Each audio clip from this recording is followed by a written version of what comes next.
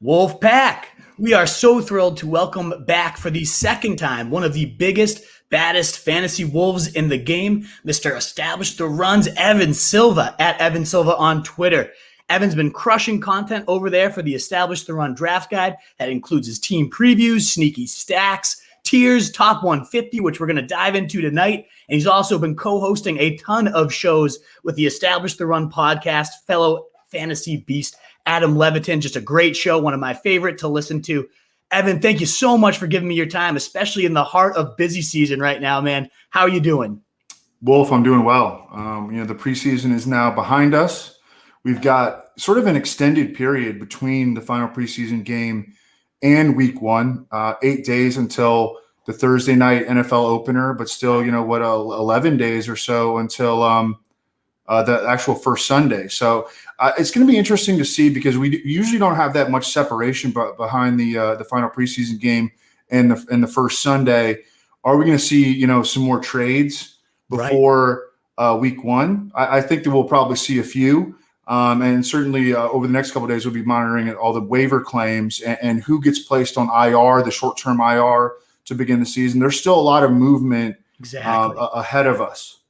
Exactly right. It seems like there shouldn't be much to happen. And we know like Deshaun Watson or some sort of bomb is just going to drop and just explode everything that goes on in the fantasy world for sure. But yeah, we're going to dive into, I'm so pumped to dive into at least how it stands today, your top 150 big board. I also do a big board every year, and I love to cross compare. We did that last year. I thought it was one of the most useful exercises, certainly one of our most well-reviewed podcasts. So greatly appreciated for last year. I'm so excited to do it again. We'll dive into some of your boldest calls, the ones I agree with, some I might feel different about, all that good stuff. And everybody out there, if you don't mind, if you like what you're hearing, just giving this the thumbs up, helping us get out to more people before we dive in, it'd be so appreciated. So consider doing that. I just want to make sure to pump as well that Establish the Run draft guide. You can see the link down there on the bottom line, but make sure you check that out. The top 150 tiers, team previews, it's all just so good. And you can get it, for only $35. But if you also go in there, you get $10 to Underdog. If it's your first time, it's $25. You get the draft kit for free. So even though I know we're a little late in the fantasy season, if you have any drafts left, it is such a worthy investment. So yeah, let's just dive right in, Evan. And I wanted to start with one of my favorite parts of your draft kit is the running log you keep with the ups and downs and everything that's changing in your rankings and explanations as to why. So why don't we start with who's been some of the biggest, maybe 1 to 2 risers throughout training camp and preseason on your top 150? Well, I would say Justin Fields right now has risen quite a bit, and he's moved into like the Aaron Rodgers tier. So he's at the bottom of the Aaron Rodgers tier, but he is in that tier with Justin Herbert and Russell Wilson. But I think that if you look at the Bears' schedule and the way that it sets up, and I think that Andy Dalton is just going to get the crap kicked out of him in week one against the Rams behind a swinging gate offensive line on the road. The Bears will have an opportunity to drop in Justin Fields week 2 at home against the Bengals. And then they go on the road to Cleveland, and the Cleveland defensive line is another major mismatch for the Bears offensive line. So maybe the Bears will hold out through week 3. But by week 4 at home against the Lions, I think we're going to see Justin Fields on the field. The Bears are probably not going to have won more than one of their first 3 games. And they're going to, everyone there is still on the hot seat. They did make this bold move up that I think that, everyone really approved of, the observers approved of, to go get Justin Fields. But everyone is still on the hot seat in the Chicago front office, in the Chicago coaching staff. They are going to need like playmakers, and Justin Fields is their number one playmaker. They're really thin on offense at the skill positions. If Darnell Mooney goes down, like they're looking at Marquise Goodwin as their number 2 receiver. Marquise Goodwin, his best sport isn't even football. On defense, their secondary has been just hatcheted. Their secondary is a problem. They've got some players up front, but the deeper that you go into their defense, the worse their defense gets, and that's a problem in today's NFL. So I think they're going to be in desperation mode no sooner than week 4, and so I think we see Justin Fields start within that time frame. I mean, yeah, the Konami upside when he finally takes over. I think he ran the fastest 40 besides Michael Vick and RG3 at the QB position of all time. And we've seen it on display all preseason. What's he up to now? Like 92 rushing yards on 11 carries, 276 passing yards, and 2 TDs in just about 4 quarters of action, a full game. That's 34 fantasy points. I know it's come against backups, but still, he's showing everything you want to see. So I'm with you 100%. He's been flying up my board. And that was actually a talking point I had saved for later, but I'm happy to continue to dive in here. I noticed you also have Trey Lance in your top 10 as well. So 2 guys that are non-starters, but inside your top 10. I love it. I'm in full agreement with you on that one. What's kind of the reasoning behind that? I've been preaching that to my followers all along, but it certainly doesn't hurt to hear it from the king himself. Why do you have these guys so high, even if they're not guaranteed starting roles from the start? Well, because I think that once they get in there, they're going to be inarguable difference makers. I mean, Kyle Shanahan, we just talked about Justin Fields. Justin Fields is going to be playing with his hair on fire and a lot of scrambles. It doesn't even have to be designed runs. Like, it's going to be a lot of scrambles for him, big play opportunities. He does have an alpha in Allen Robinson, and he's got a big play downfield threat in Darnell Mooney for as long as these guys can stay healthy. I think Cole Kmet can take a step forward in year 2 as well. Yep. But with Trey Lance, like dropping him into whenever they decide that he's ready to be the full-time quarterback in San Francisco, I mean, you cannot come up with a better offensive environment. You are surrounded by run after catch dynamos in George Kittle, Deebo Samuel, Brandon Ayuk. You've got at worst a league average offensive line, probably a little bit better than that. And a fantasy friendly offensive environment and structure under Kyle Shanahan, in which, I don't know, under Robert Griffin, playing with guys like Leonard Hankerson and Pierre Garçon a little bit, and Aldrick Robinson, absolutely ripped up the league. I'm excited for whenever Trey Lance gets inserted. The problem is that I just moved Justin Fields ahead of Trey Lance. When is Trey Lance going to take over the job full time? It might not be as soon as we hope. Number one, he just came up with this chip fracture in his hand. It sets him back a little bit. I don't think it's terrible, but it's not ideal, and I think it all but ensures that Jimmy Garoppolo is going to be the week 1 starter. And then you're talking about a really, really soft schedule, especially to open the season. And we don't really see these quarterback changes happen until a team starts losing. Are the 49ers going to start losing? Could they open the season 6-1, and just roll with Jimmy Garoppolo as the starter for that entire time period? That's the issue. That's the obstacle right now with Trey Lance. Yeah, absolutely. But the upside is, I'm still with you. Even if it takes 6-7 weeks, there's tons of bridges, and maybe we can cover some of those to get you through those weeks. But everything you said there, the fantasy-friendly coach, the weapons all around him, and certainly we've seen the arm in the highlights. It all sounds like the way the narrative was in 2018 for Pat Mahomes. Andy Reid, insane weapons and a great arm. Like, how can that fail? And then you stir in the fact that this guy ran for 1,100 yards and 14 TDs in college, like maybe even more upside. Obviously we can't really count on a Mahomes 50 touchdown season, but still tons of upside here with Trey Lance if and when he does become the full-time starter. I agree, both well worth those top 10 quarterback rankings. I have it the same exact way. Now, do you have like a favorite bridge if you're waiting to get to these guys? Is there a quarterback you've kind of targeted to allow yourself to get there? Yeah, it would definitely be Jalen Hurts. And now Jalen Hurts, his ADP had really sort of started to really sink for a while there, and it's starting to come back up because the Eagles committed to him as publicly as their starting quarterback for week 1. But based on schedule, you're talking about opens at Atlanta versus San Francisco. I think in week 2 could be a little bit difficult. But then at Dallas versus KC in a potential shootout, at Carolina versus Tampa Bay in a potential shootout. That's the first 6 games for Jalen Hurts. And this is a guy that during his 3-week run as the Eagles full-time starter last year was the number 3 overall fantasy quarterback behind only Josh Allen and Lamar Jackson during that time frame.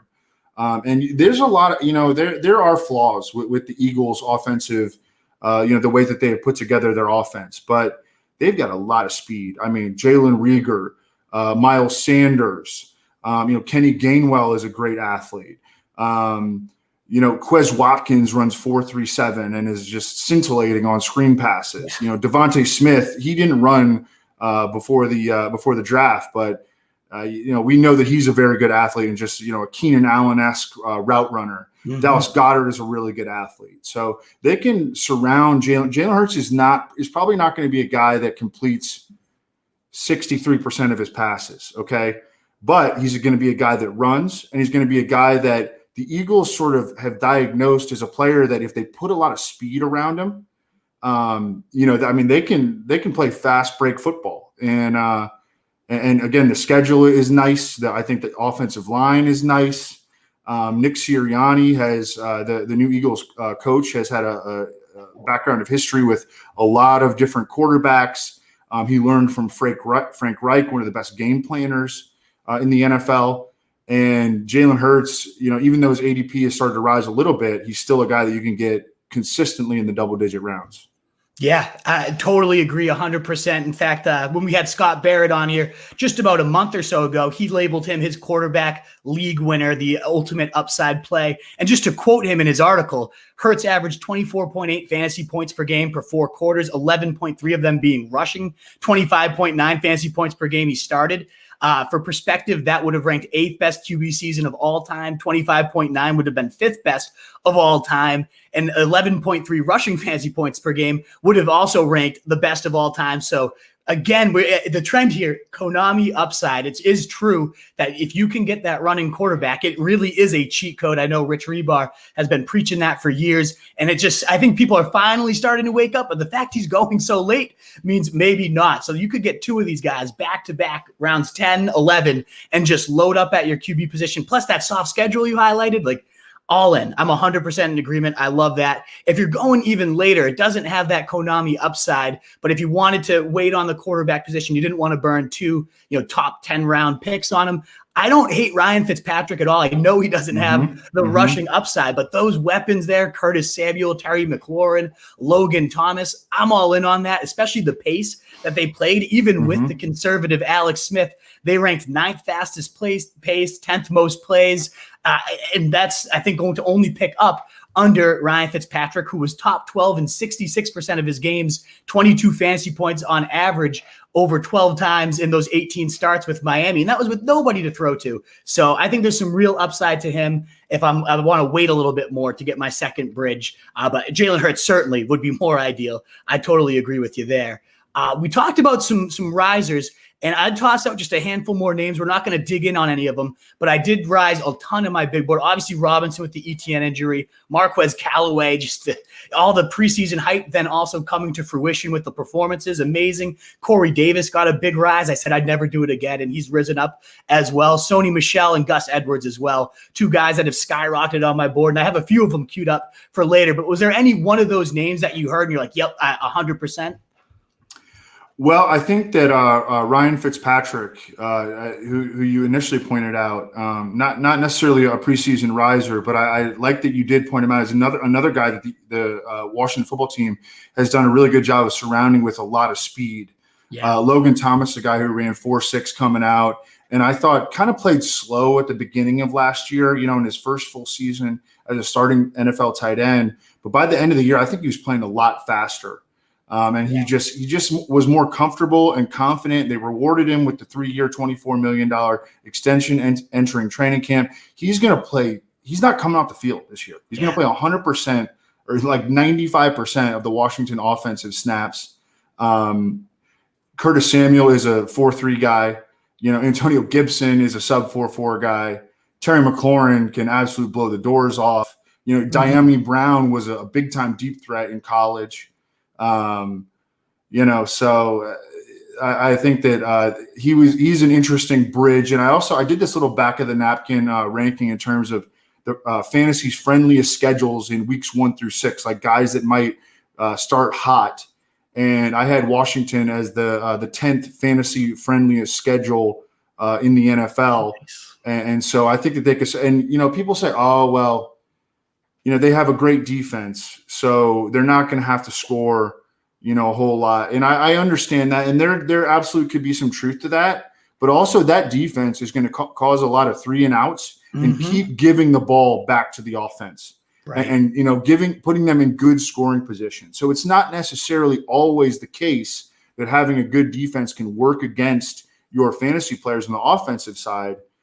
There can be some benefits to that as well, especially if they're efficient offensively. And I like Scott Turner. I've always liked Scott Turner. They're second year OC now. And I like the players that they've got around Ryan Fitzpatrick. 100% agreement. Absolutely. I'm glad we're on the same page there as well. So again, get those rushing rookies, even if they're not starting, bridge with Hurts or Fitz, and you're going to be in some good shape. That's 100% my plan at QB. We covered the risers. How about fallers? Is there any 1 to 2 players you want to single out as someone that just really, unimpressed you, or whatever was going on around him just dropped on that 150 for you? And Cortland Sutton, I think, in 2019 was just sensational. He was very good in fantasy, but he could have been a lot better. But he kept drawing these OPIs.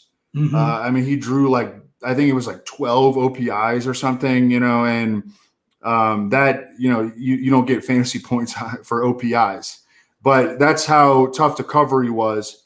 And then he tears his ACL, and I think that Drew Lock would have been a better option as it pertains to Cortland Sutton's fantasy outlook. And you hear from the beat writers just inconsistent performance from Cortland Sutton coming. And it wasn't just an ACL. It was, I think it was ACL and an MCL.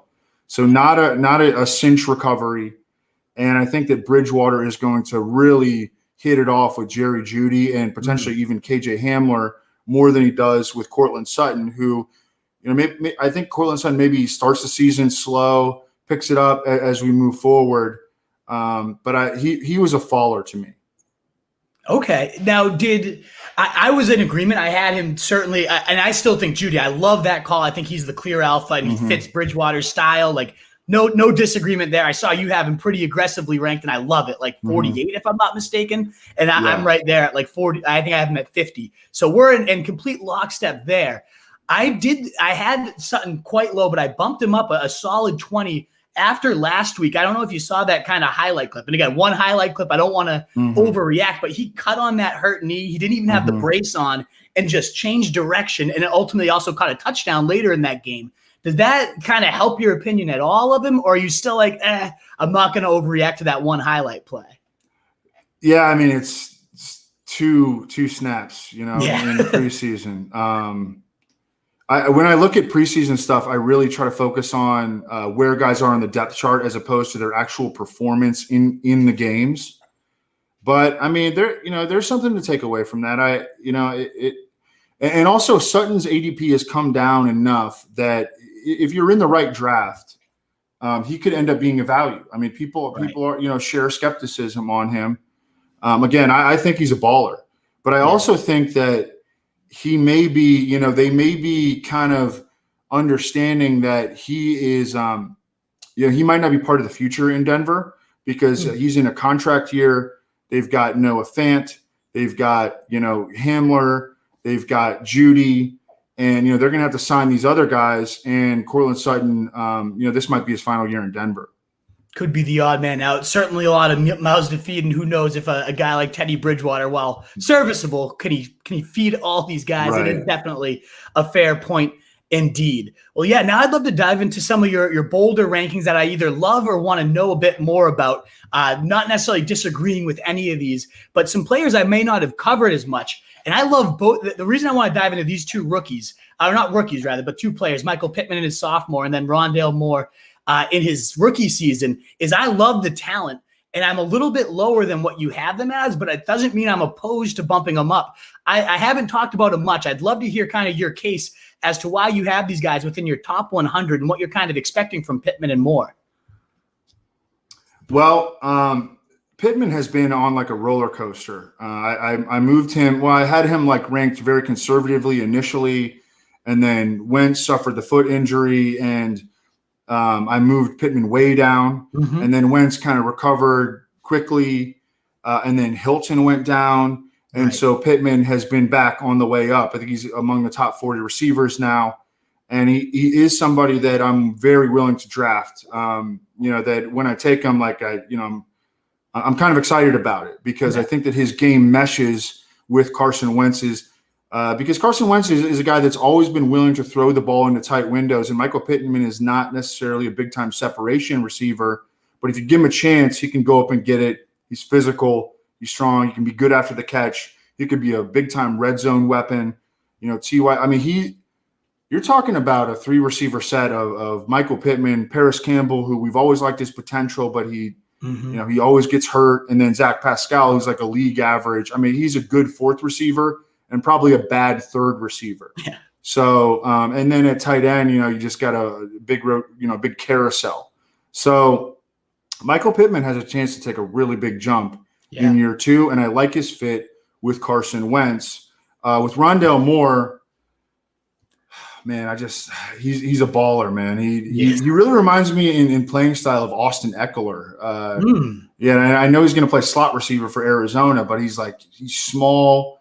He's rocked up.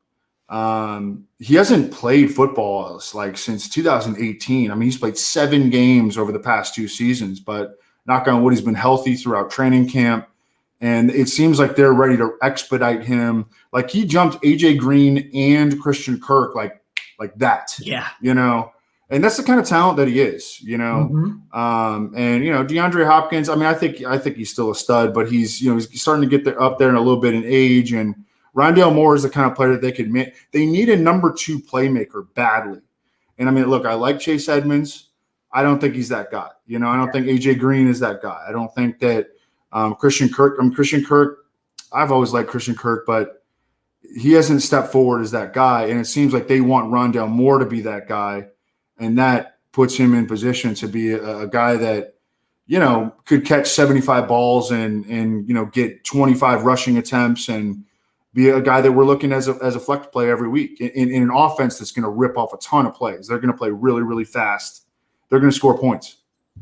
Absolutely. And that's a really interesting comparison, the Eckler to Rondale here. Like, what if something happened to Chase Edmonds? Right. Would he ultimately step in at running back for a bit and play that I don't think so. Role? It'd probably be James Conner or, Benjamin or – Oh, yeah, true. Yeah. But that's true. It probably would be. It probably would be, but it might increase Rondale Moore's rushing attempts. I mean, just increase his touches, period. Right. Because, he's a guy that I think he had, 30 rushing attempts at least in college, over a career where he really only played 1 season. But he was dynamic on those, and he's a dude that you want to get the ball to. Yeah, absolutely. I still have visions of that day he took down Ohio State as a freshman. I mean, going against an elite defense and just single-handedly, they had no answer for him. And I know college doesn't necessarily translate 100% that defense, but I mean, that is as good of a defense as you would have found in college. And he single-handedly took them down. That's the type of player. And let's reiterate, as a freshman. As a freshman, right, exactly. Like breakout age insanity. Yes, sir. Right there. I mean, I love Levitin, too. He tweeted out how Rondale Moore, he's racked up 9 targets on only 47 snaps in addition to 3 carries. So, that usage rate is insane. Yes, that's without Hopkins, but still, they clearly are force-feeding him the ball. They've taken so many stabs at wide receiver the last couple of years, and they continue to because they haven't found their guy. He should fit exactly what Kingsbury wants to do. I need to bump this guy up. I'm in 100% agreement. And Pittman, too. I've been reading a lot lately about how this Colts, they've retransformed their identity around Jonathan Taylor and now Pittman as well. So physical. They keep highlighting that word you used. I keep reading that over and over. They're loving how much physicality he's bringing as a blocker down the field after the catch. That's the stuff your coach loves and eventually wants to reward too. So I'm with you. I think both of those guys could really break out in big ways. So I got to bump them up. I have my rankings, no doubt about it. Yes, you do, Wolf. Yes, you do.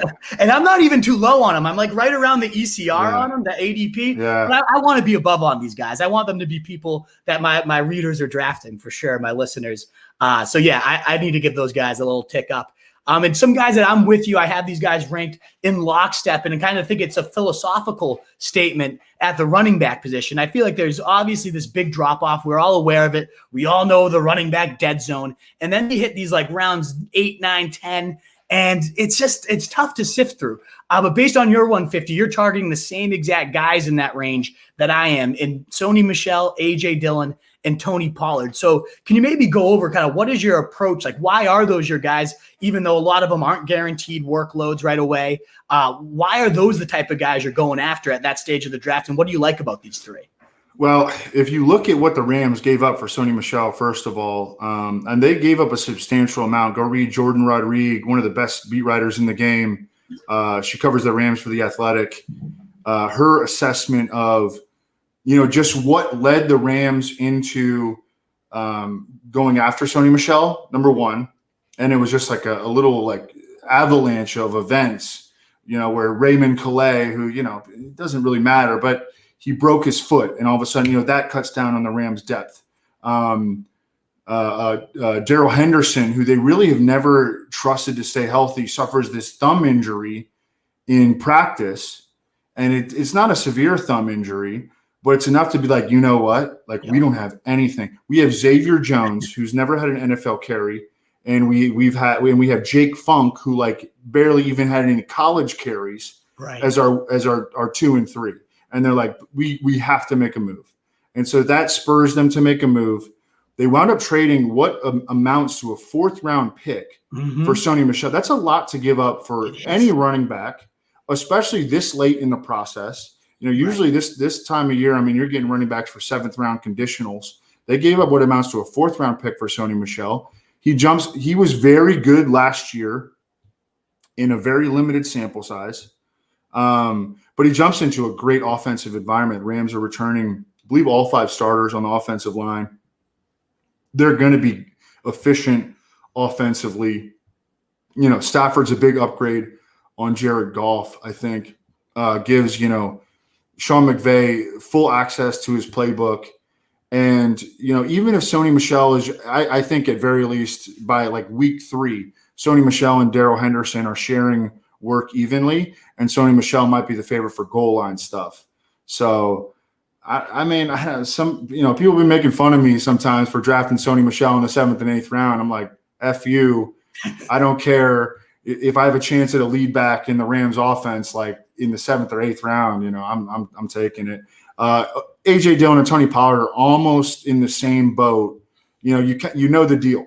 They're behind established starters. They're in very good offensive environments. We think both can play. Tony Pollard has absolutely shown that he can play. The thing with Tony Pollard, AJ Dillon is not better than Aaron Jones, but Tony Pollard might be better than Ezekiel Elliott. I think he is. So I like drafting both of those guys. I've had some drafts where I draft both AJ Dillon and Tony Pollard in the same draft as my RB2 and RB3, after securing an anchor RB up top. We get down to the 7th, 8th, 9th round. I'm taking these guys. I also really like to take Raheem Mostert. Remember, that was our biggest disagreement last year. Remember about Raheem Mostert? And we were both kind of right. When he was in there, he can ball it out, okay? Yep. Yes. But then he got hurt. So, I kind of ended up looking a little bit right. But we were both right at the end of the day. Neither of our analysis was off. I like taking Raheem Mostert this year, though, because, you don't have to take him in the 4th round anymore. You could take him 7th, 8th, 9th round. And I think he's an excellent RB2 to open the season. Week 1 against Detroit, look out, Raheem Mostert, baby. You might take 2 to the house. I think he will. Oh, yeah. Absolutely. A lot to unpack there. Well, I guess we can start with Mostert, our guy. As you said, we were kind of both right, despite the sports car is what he is. He's so fast. He's probably going to break down at some point, but those early week games to bridge you to a Javonte or a potentially Sermon, get the both backs right there. And if he does break down, you get the next one. I love it. 2 fastest carries of last year in the first 2 weeks before he got hurt. He's electrifying. And I think we both saw it. I don't know if you watched that preseason game when Lance was in, those cutback lanes were just insane. And you give this guy space, he's got to be as deadly as any running back. And I know that might seem crazy, but that's speed. No, that's, is you go back to his original spark score. Well, I remember when, all right, so Levitan and I really got into preseason DFS right about I think it was when Raheem Mostert was either in his 1st or 2nd year in the league. And, we were just looking at backup running backs that might get a lot of playing time in a preseason game. And we were like, well, how do we differentiate these guys? Oh, well, let's bet on the guys who have great athletic testing. And Raheem Mostert was a track and field star Right. And, like out of Purdue, we're like, man, all the other Eagles running backs are hurt. Like, let's go with this Raheem. We have no idea who he is. Levitan was pronouncing his name like he was French, like Raheem Mostert. Yeah, and he wound up winning us a ton of money. And ever since then, we've been huge preseason DFS aficionados. He's better than me. But, that's what really got us. That was our first really big win.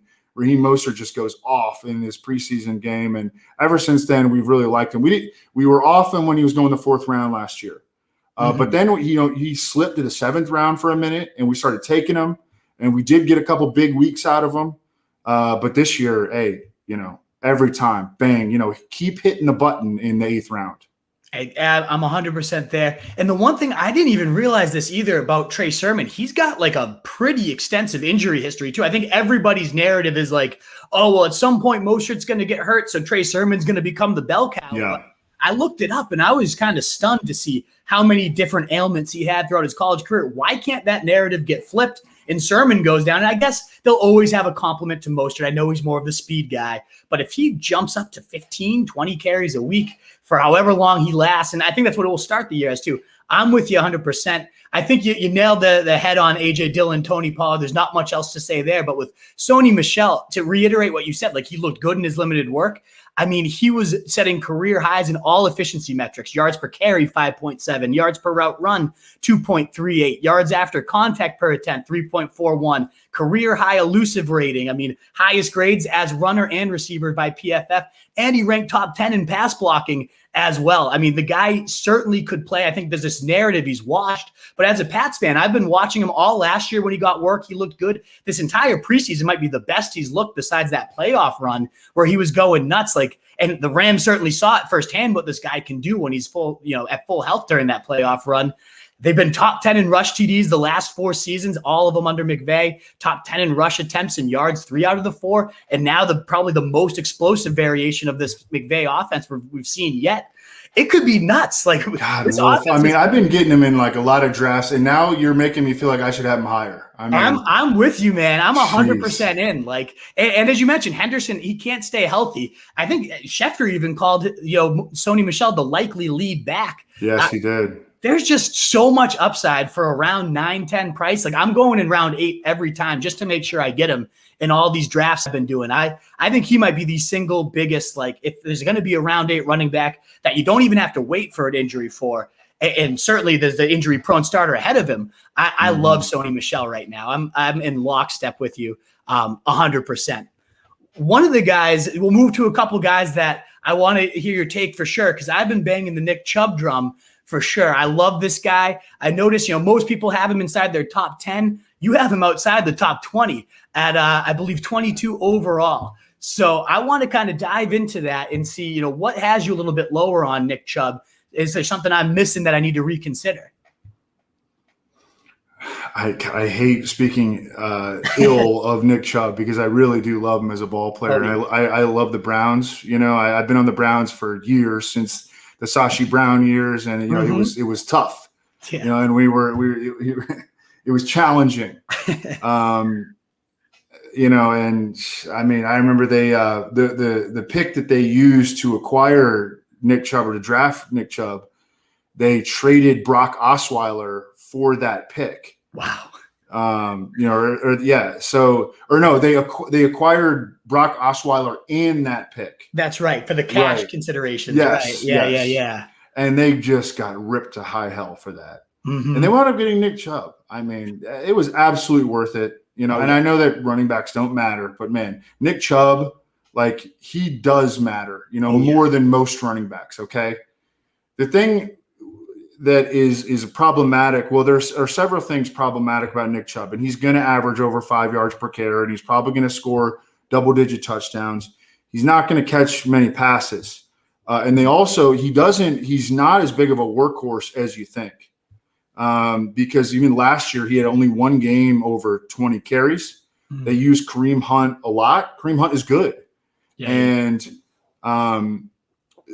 they're also they're smart because they're forward thinkers in Cleveland, and they don't want Nick Chubb to get hurt. And so it's smart for them to limit Nick Chubb. And it's smart for them to limit Kareem Hunt. And it's smart for them to use both of those guys. And that's what they're going to continue to do. And that's not great for fantasy. I mean, I have him as a second round fantasy pick. I just think that people are convoluting real football efficacy with fantasy football efficacy. And he's going to be okay in fantasy. He's going to be fine. But he's not going to be a league winner because he's not going to catch passes. And that's a really, really big deal. I mean, you have to be Derrick Henry leading the NFL in rushing yards and rushing touchdowns in the same year to be a true difference maker. He's not going to do that because they're not going to give him enough carries because they've got Kareem Hunt there. So he's overvalued in fantasy football. He's an excellent, maybe, probably a top 2 running, but actual rusher. Yeah. In real life football. And you got to be able to separate those two things. It is true. Yeah, I get what you're saying. And it scares me a bit in the sense that you had the same kind of argument as also Scott Barrett. I know I referenced him earlier, but there's not two minds that I respect more in fantasy than you two guys. And both of you are against Chubb this year. I don't know, though. To me, he's kind of that outlier that, along with Derrick Henry, maybe the only two guys that I would, even though they don't catch passes, still sack up that first round pick regardless. He's not an outlier though, Wolf. I mean, Derrick Henry, they would give him 30 carries in a game. Right. They're not going to do that with Nick Chubb. That's the thing. That's why he can't be an outlier. And even if Kareem Hunt goes down, like they'll give work to Dearness Johnson. That's the problem. That's the I problem. hope not. They might. No, they will. They aren't smart. Dearness Johnson, they like Dearness Johnson. Yeah. He's looked okay as well. But okay, so even if they don't up his workload, I mean, last year the guy finished RB7 in PPR points per game, RB5.5, RB4 in standard, and especially during that. He'll finish fine. He's not going to score. He's not going to have these boom 25, 30 point weeks that when a dude rushes for let's say 90 yards, runs for 1. Catches 6 for 65 and scores another one as a receiver. Like that kind of thing is not within Nick Chubb's range of potential outcomes, and that's why he belongs at the end of the second round. I don't want to talk any more trash about Nick Chubb because I fucking love the dude. Okay, so good to watch. Yeah, I know he's a baller. Yes. The only other point I'd add too is I do think that defense has gotten even better. And so the scripts might be in his favor. I agree they're probably never going to give him those 30 carries. But if the scripts are positive and he's just hammering teams late, I don't know. I still could see that like crazy, maybe not Derrick Henry level, but 1,400 yards, 14 or so touchdowns, 12 TDs in 12 games last year. He's an elite scorer. And the one thing I owned him last year, they were really cute with Hunt and him early on in the season. Then Chubb got hurt. But after that stretch, those 10 last weeks, or from week 10 on rather, they really started to hammer Chubb at the goal line. There was no more taking him out for Hunt. And that made a huge difference. I mean, he didn't go below, I think, 17 fantasy points. And as you're saying, he didn't go up to like 35 ever. He never had any of those insane, I'm going to win you a week by myself weeks. But it was always 17, 20, 25. And to me, that still has its own value. Maybe not quite as much as in like a best ball where you need those huge spikes. But season long, I'm still in. I'm going for him still. But I get the case. I get what you're saying as well. And Scott Barrett, as I said, another brilliant mind that said the same exact thing. So I want to reconsider it, but I love Chubb too much. I think I'm going to hold firm on it. All right. And see how he goes. Now, another disagreement. We have a couple more. I know we're getting up to about 40 minutes here, so maybe one, maximum 2 more I want to cover with you. But the Steelers receivers, I noticed I have Diontae. I love the guy at 42 overall, whereas you have him at 59. And also Claypool, I have up at 57 versus 75 compared to you. So it seems like you're a little bit down on the passing attack as a whole. So I kind of wanted to dig in and see, what has you a little bit lower on these guys despite some pretty big seasons last year. Yeah, the guy delivering them the football, probably. Yeah, pretty important. Yeah, no, I think they showed some things that maybe made me question my take on them as an offense this preseason. Matt Canada is an interesting guy. He's going to run a lot of motions and shifts. They've been very vanilla over the past few years. Ben is always in the shotgun. They just kind of do the same thing. Like, it's Ben running the offense. And now it looks like they're going to incorporate some more progressive ideas from the new OC, Matt Canada. And they had some moments where I was like, they look kind of good. Even the offensive line, the offensive line is just like thrown together in Pittsburgh. It's not all their good dudes are either gone or retired. They had a good offensive line there for a while. They lost Mike Munchak and they lost like pretty much all their good offensive linemen. Yeah. Right. And so, but still, I have a lot of skepticism. First of all, they had an ownership, a mandate from ownership to go back to using the running game. And so they drafted Najee Harris in the first round.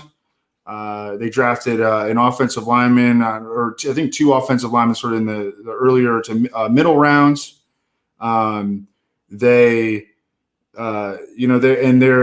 emphasizing running the ball more and bringing down their pass attempts. Now, last year they had a very high volume of pass attempts, and they were quick pass attempts that really benefited Diontae Johnson. He had 144 targets, and he still was well under 1,000 yards. I think he's okay. I think he can play. I like Diontae Johnson. I think he's overvalued in fantasy, especially if he's going to be that inefficient.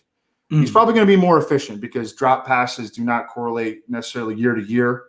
And he had a ton of fucking drops last year. Right. But I think that their team pass attempts are going to come down. They're not going to play offense like they did last year. They're going to give the ball to Najee. I think Najee's the guy to get.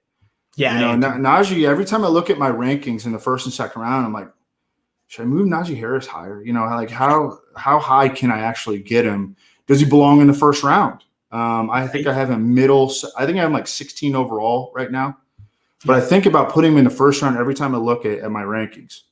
I'm with you there too. Yeah. But like I have him, I think, projected out stats wise as my running back 8, but I have him ranked at like 16. It's right exactly what you're saying. Okay. I guess on that, just a quick question on that sidebar. Yeah. Like the decision I often find myself in round 2 is Mixon versus Najee versus Gibson. Do you have like a clear cut answer to that? Because I struggle very hard with that one.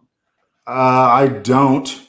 Yeah, I don't. No, they're all right in the same tier. Right. It's tough. Yeah, and again, I don't care about the offensive line as it pertains to Najee Harris. Like if he averages 3.7 yards per carry, I don't care at all because he has a chance to get like 300 carries and 60 catches. He caught 80 passes over his final 2 seasons at Alabama. You don't see that from a big back at Alabama very often. No. That's a great trait. And if you look like you've been running routes, not just catching checkdowns in the preseason. Like they have big.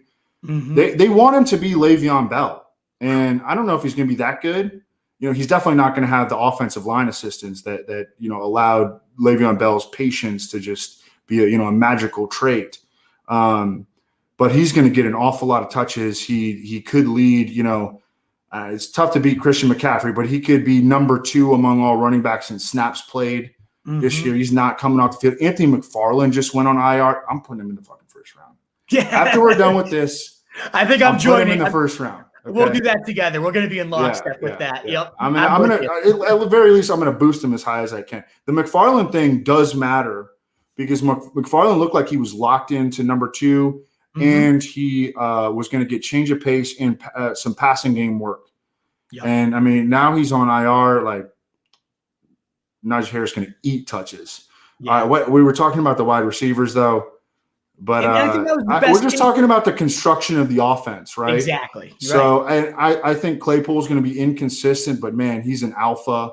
Right. And then Juju and Diontae Johnson are like almost the same guy. Yet Diontae Johnson goes like, his ADP is like wide receiver 24, and then Juju's is like wide receiver 34. I think that they're very similar. I'm just kind of staying away from the Steelers receivers though. Yeah, and it's a very fair argument. It makes complete sense. There's no way they lead the league in pass attempts again this year when they add a back like Najee. And even if they did, Najee is going to eat into probably 90 of those targets. So I totally get that. And they sustained 3 top 25 receivers last year. No way that happens again. I guess I'm just banking on Diontae's role remaining consistent. It seems like Big Ben always loved this guy.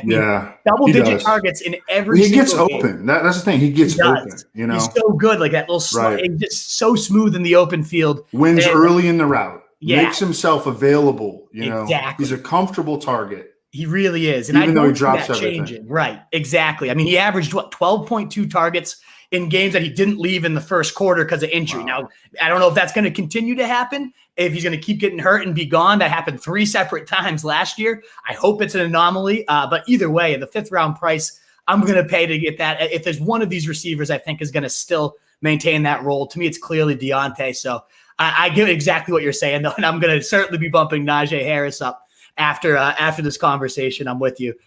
Full go there. Well, Evan, this was amazing. I know we're at the 45-minute mark. I usually wrap up, and I know you said you got to get to your 30 shy away. Mm-hmm. I do usually wrap up with a rapid fire, like 15 questions, quick gut reaction. Do you have time for that, or do you got to get out of here? Yeah, no, let's do it, Wolf. Come on. All righty, let's do the no huddle offense. Absolutely.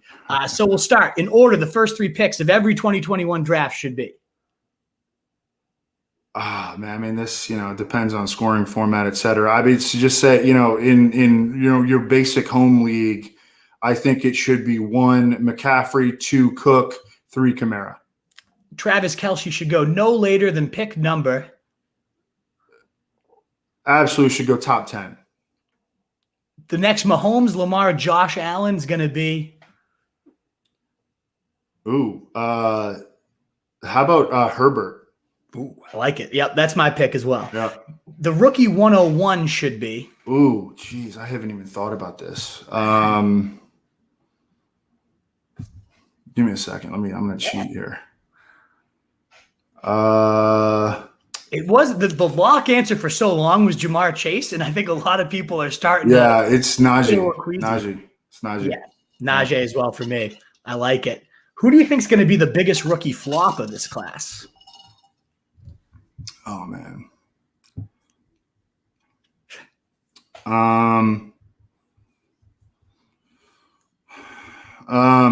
I'll go in year 1. Shoot.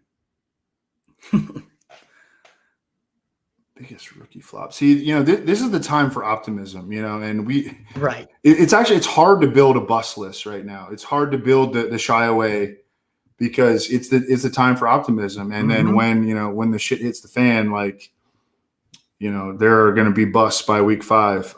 The biggest rookie flop will be, I hate to shit on these guys because I love these dudes, but man, I'll say, I hate this. Devontae Smith.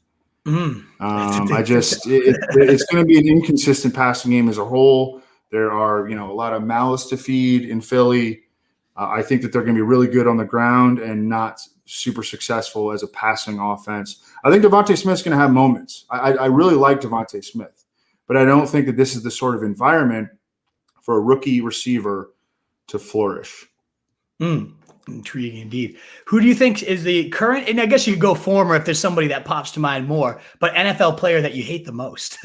I don't hate players. I don't hate players at all. Fair enough. Is there a player that I have rooted against?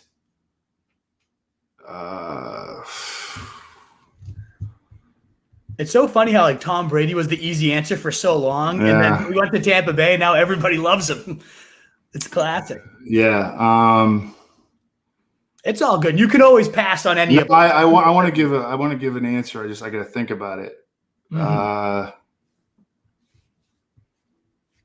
It could even be fantasy wise, like someone that fucking just burns you and you're just like, screw that. Yeah, but I don't care. I don't think like that. Good for you, because I don't have that type of willpower. Yeah. I mean, I think people, think like that early in their fantasy experience, and then, they start to get a little bit more mature. Yeah. A guy that I don't like, man. I don't know. I'm gonna have to pass. I don't know. No doubt. No worries. Do you have a mid-rounder in mind that you think is going to ascend next year into those early rounds of 2022? Ooh, that's a good question. Mid-rounder. I mean, Jerry Jeudy, absolutely. I could see him being, all of a sudden being like a 1-2 turn guy next year. I love that one. Yeah. I think I'll go with him. Love it. What about an early rounder, that one or two that you think bust the hardest? Like, who are you fading in those early rounds the most? I guess Nick Chubb. I mean, you talked about that one. it's Nick Chubb, and again, he's a ball player. He's an excellent player. It's just the environment, the situation is not conducive for him to be hitting like a really big ceiling. Absolutely. Do you have a late round league winning running back, receiver, or tight end? Any of the positions in mind that pops up to you? Well, Tyson Williams. The floodgates have started to open. The sea has started to part for Tyson Williams because it looks like the Ravens are not going to bring anybody in. Although, again, we got 8 days until the first Thursday, 11 days until the first Sunday. That could absolutely change. But they said they're not going to bring in. They're not going to sign Todd Gurley, who they tried out in June and they're familiar with. So Tyson Williams right now is a guy that I'd be willing to reach for a little bit in drafts, 10th, 11th round, because he's number 2 in line for carries behind Gus Edwards, who I like, but is not proven as a bell cow, and in like the best rushing offense in the NFL. I mean, Tyson Williams is the definition of a guy that, a definition of, like, he's the perfect sleeper. I mean, he's in an optimum situation for a 10th or 11th round pick. I love that one. I saw you had him at 130 on your big board. Yeah, too. I got to move him up, actually. Yeah, that's a great case right there. Oh, man. I might have to go drop Ramondre Stevenson and go pick up that guy anywhere. Ramondre is in a good spot too, though. He is. Try to drop somebody else. All right. No, I love them both. Man, what do you think's been the most important, like, training camp or preseason development so far this preseason? The most important training camp story as it pertains to fantasy is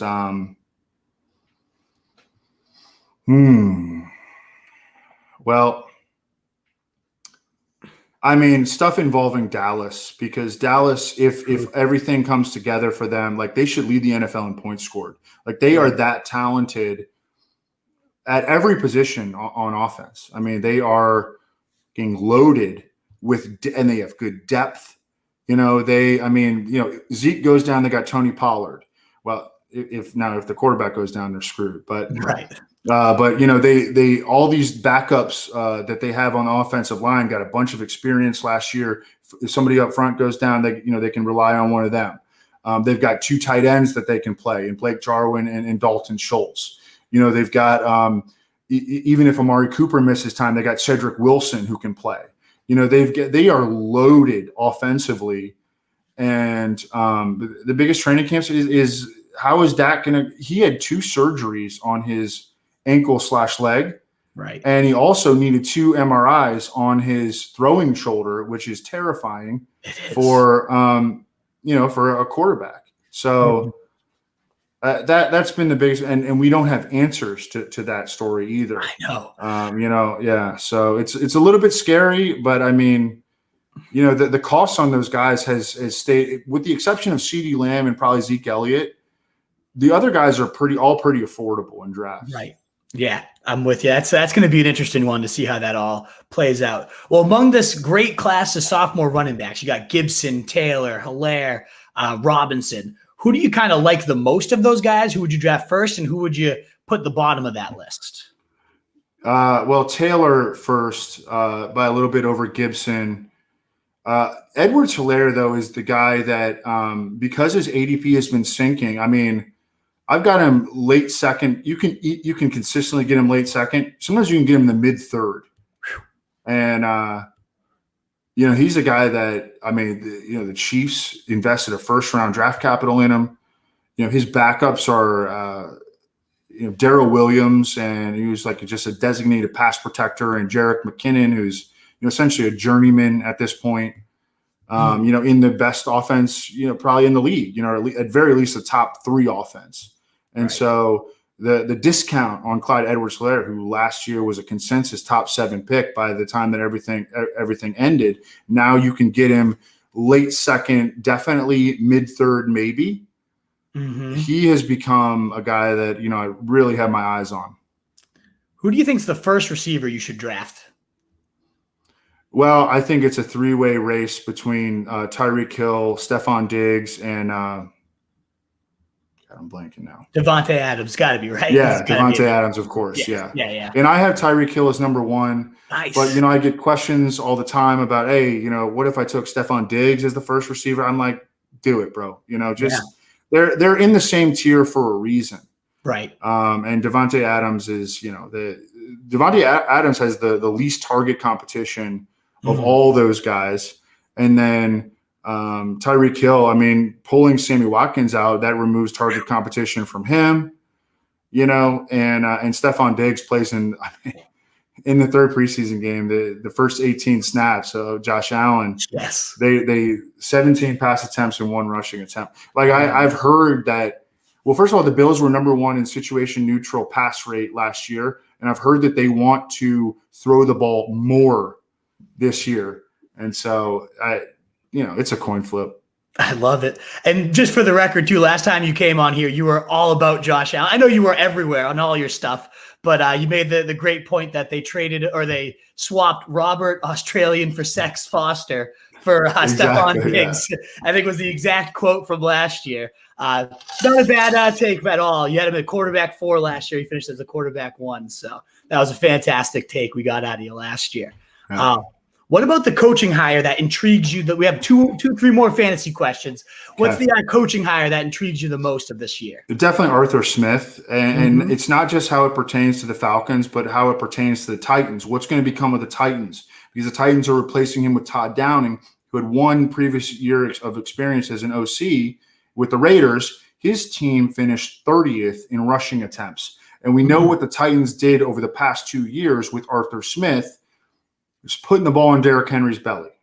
Yeah. And then how is it going to impact and now the Titans are incentivized to throw the ball more. They just got freaking Julio Jones. They got Julio Jones and AJ Brown. Okay. And they have a terrible defense. They're not going to be able to rush the passer. They don't have anybody good in the secondary. They're going to give up points and they're going to have to score points. This week 1 game against Arizona, Tennessee, Arizona, is going to be the chalk for investing DFS plays in. This is going to be, and I already bet the over. I probably haven't bet enough on the over. It's at the point total was 52. This is absolutely a 35, 37-30 game. Yes, absolutely. The Cardinals don't have anybody in the secondary either. It's really working out. It looks great on paper. It looks really, really hot on paper. God, what was the question? I totally lost my train of thought there. Most intriguing coaching hire, and I think it's great. Yeah. And then how does Arthur Smith joining Atlanta? Right. I think it can make a big difference. I think Calvin Ridley could lead the NFL in air yards. I think that Kyle Pitts is going to be, he might have the best rookie tight end season of all time. I think Mike Davis is in a good spot. And Arthur Smith, with what he does, because I don't even know if he really invests in analytics, but I know that he is a progressive mind and he does really smart things, whether it's based on analytics or not. I think that it is. He's gonna maximize the players that he has, and I think that a guy like Hayden Hurst could make some big plays over the course of the season. I think that Mike Davis could catch 60, 70 balls. I don't think they're going to run. I think from a formation standpoint, the Titans or the Falcons are going to run a lot of 2 tight end sets, even 3 tight end sets, but they are not going to be a run-heavy team like Arthur Smith's Titans were. Arthur Smith is smart enough to know that his personnel is much different in Atlanta, and I think that he's going to make the most of it. I love it.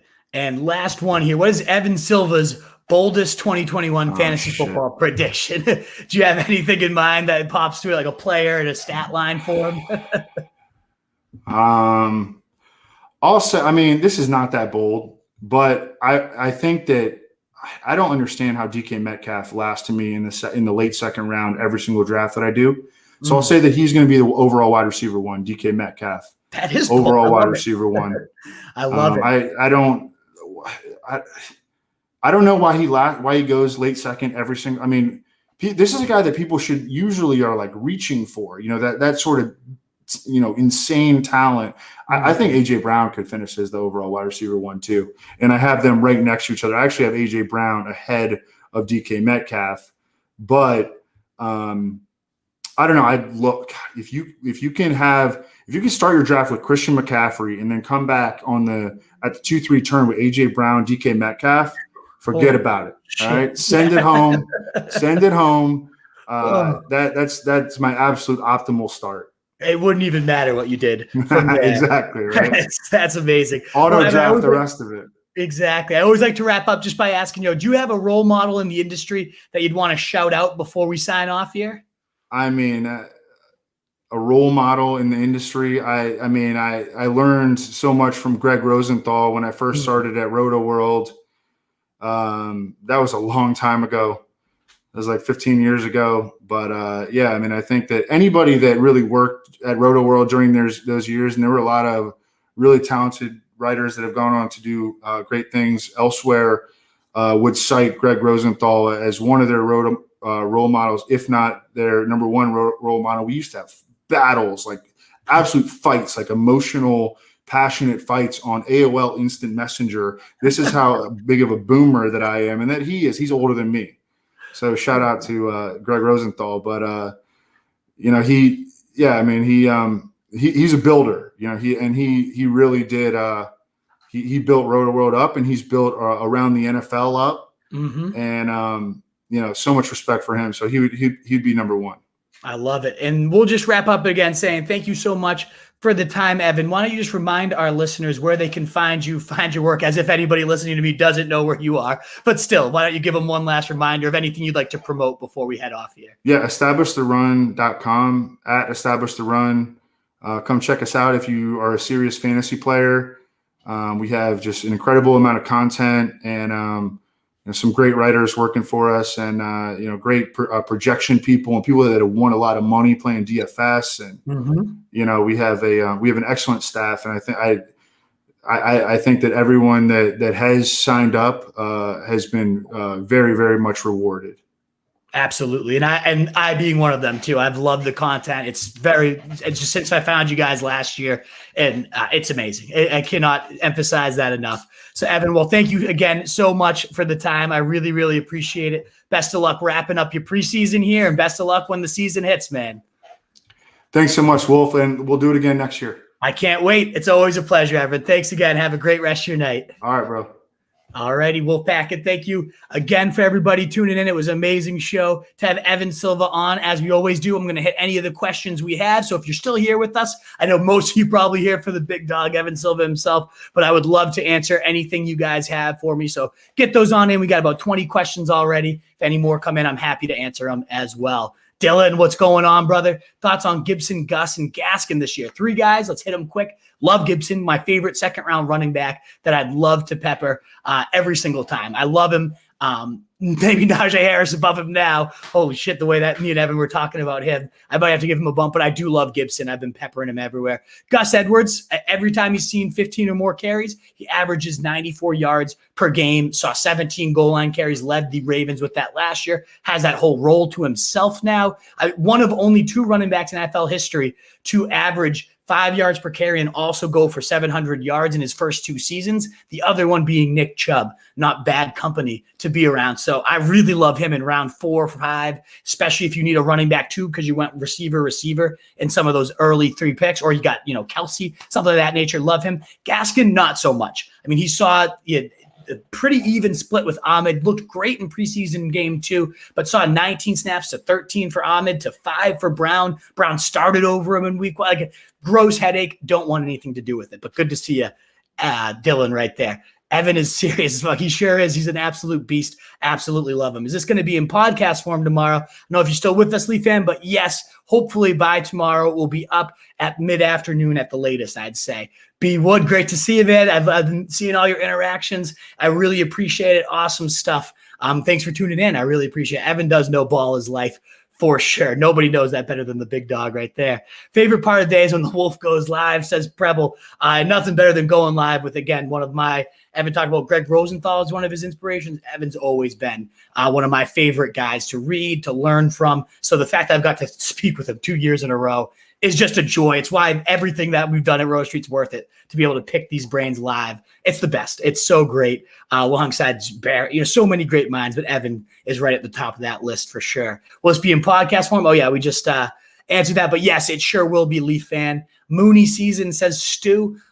I completely agree. I love Justin Fields. For him, how many times we see that ball sail over his head with Foles and that crap at quarterback, and now you get Fields, who completed right around 60% of his deep passes last year, behind only Mac Jones of that class, top 5 in the last 5 years, behind only Burrow and Mac Jones. I love it. I'm absolutely with you. AJ Dillon season, I totally agree. Get the thighs on the team. I think he has standalone value as maybe the goal line back, but if something ever happened to Aaron Jones, as Silva said on live, a league winner right there. Mike Clay, great to see you. Let's go. Indeed. Judy will feast this year for sure, says Will. I'm with you. Me and Silva and lockstep having him in our top 50, whereas he goes like 70, 80 in the ECR. Come on. One of the biggest mismatches of all time, ADP, and what the value he's going to bring to owners. Will G. I'm getting him everywhere I can. The Wolf is the best, says Seamus. Well, thank you so much. I greatly appreciate it. Awesome to see you, my man.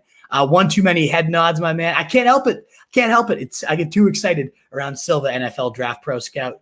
Greetings from Panama. Amazing. Thank you for tuning in from Panama. Awesome. Proud Sony and AJ Dillon owner. Love it from the Meat Sweats. Great stuff, fellas. Great stuff from you as well. I love those two guys. We'll have to catch the whole thing tomorrow. Question, though. I can fit one from the waiver wire. So, Wes, tune in hopefully all the way through because I want to make sure you hear this one. Mike Williams, Jacoby Myers, Tayshaun, I think about Williams, Sanders, McKinnon, all great stuff. So if you're weaker at running back, like Tayshaun Williams, as Silva heard, you probably heard him raving about him, has so much upside. I'd have a real hard time passing up on Mike Williams and then Jacoby Myers as well.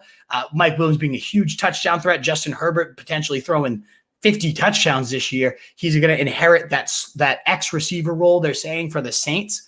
That from Joe Lombardi coming over from the Saints. Obviously, that was what Mike Thomas had. I know so much of that will go to Keenan Allen, but if that means a few higher percentage looks for Mike Williams a game in addition to those deep shots, that's going to be sexy. So I'd go Williams and then Jacoby Myers out of the slot, especially if it's PPR. We know what those Pats do. They average well over 25% targets per game share for their slot receivers. They've only once finished outside the top 15 in fantasy points per game when you look at Welker and Edelman before last year when Edelman obviously got hurt and was nothing. So yeah, I love the Jacoby Myers play as well, especially with Mac Jones now starting at quarterback. If you're really that weak, you can go Taysom, but I ultimately think those two receivers are too good to pass up. And you're welcome. I'm glad you love the show, and thank you so much for tuning in. Would you trade a Hunt for a Michel type of player? I mean, there might be more upside to Michel than there is Hunt. In fact, there is more upside to Michel than Hunt. It really depends on your roster needs, right? If Mike Snyder, if this guy's just sitting on your bench, just waiting there, and you just want an upside stash, I think Michel makes more sense. Now, if you need a usable RB2, we saw Hunt put up top 15 numbers even in a time split with Chubb. I think that kind of flips a little bit, and I'm pretty low on Hunt this year. I think Michel certainly has a higher ceiling, but if you need the floor, you might want to keep Hunt around. But I am so high on Michel. I think you could probably get Michel plus something for Hunt. And if you can do that, then absolutely. Is Gaskin an RB1 at the end of the season? Couple Gaskin questions here. And I honestly don't think so, Jason. I'm much more into in his range. I love, let's say, Damian Harris, for example. I think he has a very good RB1 narrative at that same price tag. Again, just to reemphasize, 19 snaps for Gaskin, 13 for Ahmed, 5 for Malcolm Brown. I think that was the clearest example of what this three-headed nightmare is going to be. So I go there. Ravens, Bateman is the biggest flop. I can see that. I mean, so injured right now, could be the biggest rookie flop. I think that was a great call there. Waddle, the biggest flop for Jeff. I'm actually pretty high on Waddle other than the injury risk. I think if he stays healthy, he'll be the number one there over Parker, over Will Fuller. I think Waddle fits that yards after the catch. That's what Tua does so well, is getting that ball out there to his receivers, letting them go do the damage. I think he's going to do a great job, Tua, of that with Waddle, so long as he's out there and healthy. Plus, he's been the only one that's healthy all preseason to build that rapport, forge that rapport. So I'm there. How do you feel about the Seahawks keeping 5 running backs? I don't give a shit. It's Carson's show. All the reports have suggested they're not interested in a split. Maybe they are. It's always been annoying under Pete Carroll at times, but they've said Carson's the guy. I love him in that Shane Waldron offense that made Todd Gurley a monster for years, that you're merging that run and pass. Such a great attack over there from the Seahawks. So I'm all in that. Outlook on Saquon, he's probably my first round, like, biggest fade. I have him at 13. So, still that reflects the upside, right? Over 2,000 total yards, 90 catches as a rookie, like, did it all. I do think he was also in the perfect offense. Pat Shurmur loves his bell cows, peppered him, fed him. Not that any offensive coordinator is going to feed this guy, but I hate the Clapper, Jason Garrett, just horrible, horrible. I don't think Daniel Jones is the real deal. I think the line sucks. So ultimately, I don't expect a ton of points to come out of there. And that's why I'm a bit lower on him. You stir in the injury risk, the fact that he might not be ready for week 1. Yeah, it's risky passing on a guy that has probably the best chance of matching Christian McCaffrey there at the top. But I can't get over it. Like, there's too many red flags to me for Saquon compared to the rest of the first round running backs. Now, if he falls to round 2, which I've seen, mid round 2 at times, I'll gobble that up all day, especially if I already have another running back and he's my running back too. Like, good night, see ya, do it all the time. But still, I'm fading him right now in terms of first round price. Eckler at pick 10. Especially full PPR, like, there's no argument for me there, Jeff. The guy's going to catch 80, 90 balls as Lombardi's next version of Alvin Kamara. Now, not an Alvin Kamara level of talent, but I don't think he's horribly far off either with Eckler. And behind him, what is it? Justin Jackson, who's supposed to be the clear number 2, and now he is, ultimately been banged up all camp. Roundtree hasn't shown all that much. They want a committee. They keep preaching a committee.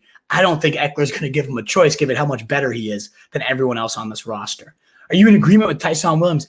I think, again, it's Evan painted a great case. The guy has balled out all preseason. I think he's up to now 20 carries, right around 100 yards on those. He also caught 6 passes. Like, he's been used as a potential workhorse. I do think Gus Edwards is the clear cut guy, and they do love splitting the work. I think Tyson will get some work.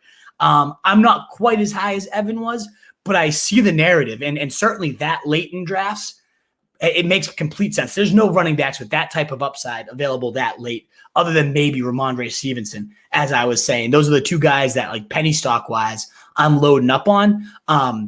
What's not to like about a guy at that price? Your last round pick, your last guy up on the bench. I think there's plenty of that. I'm not really feeling Justice Hill. He's been banged up all camp, and even when he was healthy, they were saying Williams was significantly outplaying him, which we saw in the preseason games too. So I'm going there, Tyson. Saquon or Eckler at pick 6, says B. Helms. I honestly wouldn't go either. I'd look at Devontae Adams, especially in a PPR league. If it's standard, then I guess Saquon if you really want a running back. If it's standard, though, you should be going Chubb, in my opinion. I'm not targeting either of those guys. I would probably go Adams. If he's gone, I'd probably go. That means Zeke probably fell to you. And if Zeke and him are gone, maybe you go Kelsey and just get that elite edge at tight end. Muhammad, great to see you always tuning in, brother. Love it. How early would you draft Javonte for a PPR keeper league? Keeper league especially. Now, that's different than Dynasty for sure. So, a little bit different. But I'd say you get him in round 5 or 6. Melvin Gordon's a free agent next year. I loved Evan's call about Judy being that mid-rounder that goes up there. I could totally see Javonte Williams also being a Broncos guy behind a good line if Bridgewater can stabilize this offense, and especially if they get a quarterback upgrade. They've already said, Aaron Rodgers, that has been a link there. And he's going to be out of Green Bay next year unless he wants to stay. What if he goes there, Gordon's gone, and then Javonte's the back? I mean, he would be going in round 1. So it's like a round 5, 6, if you can let him fall that far. I probably would go 5 just to make sure I have him. But if you think he's going to fall to you in 6, even better. But I'm a huge fan of Javonte in Dynasty and Keeper League formats. Full PPR. I don't know how to say this. Menderberg. Full PPR. Gibson or Chubb. Ooh, that's a close one. And neither of them have like ultimate, like crazy receiving ceilings, but I do think Gibson's is higher. That being said, I think I'm going to still lean Chubb. So I said RB7 in points per game PPR wise last year. There's this huge narrative against him, and Silva did make a compelling case. I'm not going in on it though. I think that defense has improved. I think Chubb is that good that no matter what's stacked against him, no matter the fact he has to be perfect, like he's going to be perfect. He's that good of a player for me. So I think I answered this one. I don't think it's going to be Hill. I think Tyson's the next man up, Mohammed. And great to see you as well. Yeah, absolutely. I appreciate that. And who should I get in trading Hunt for Michel?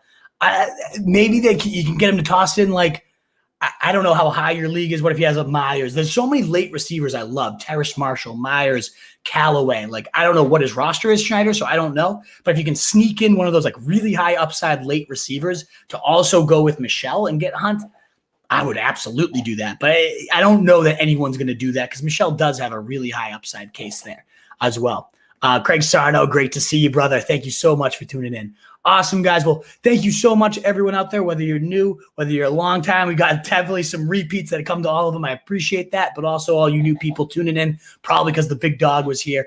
I love it. Thank you so much. If you enjoyed what you heard and you don't mind giving us a thumbs up, YouTube or Facebook, a heart button on Twitter, shares out, helping us grow would just be so greatly appreciated. I will be dropping my guide. I've been hinting at that. I know drafts are already in full swing, but hopefully if you have a league left and you want to consider supporting us, I will be dropping that guide. I think I'll make the price pretty cheap because at this point, I know most of you have either drafted most of your leagues or only might have one or two left, but it would mean the world because we're trying to get some dev money to get new stock profiles, all that great stuff. So consider potentially supporting us at rotostreetjournal.com. You can find all the content we breed and feed you fantasy wolves and the fantasy fullback dive, our podcast. I know some people asked about podcast forms, show notes at ffbdpod.com if you want to find any episode notes from the past. So appreciated. Likes, reviews, subscriptions everywhere. It just means the world if you consider doing that for us. Thanks one more time to Evan Silva. What a legend. The fact that he wants to do it annually, it's the best. Like, I could talk to that guy day in and day out about football. I love picking his brain. I love you too, Jake Knight. Thank you, guys. You like so many great players here. Saying that, you took Kelsey at 7. Awesome. But guys, thank you so much. I wish I could dig into those, but it is time to sign off because I got to get this guide up here. So thanks again, guys. Best of luck in your drafts coming up. You know where to find me at Roto Street Wolf. I'll do my best to hit any questions you have coming up. And certainly if you're willing to support the site and get a guide, I'll answer every single question you have. No doubt about it. But you guys are the best. Check it all out at rotostreetjournal.com. And in a world full of fantasy sheep, guys, be the wolf. Later, guys.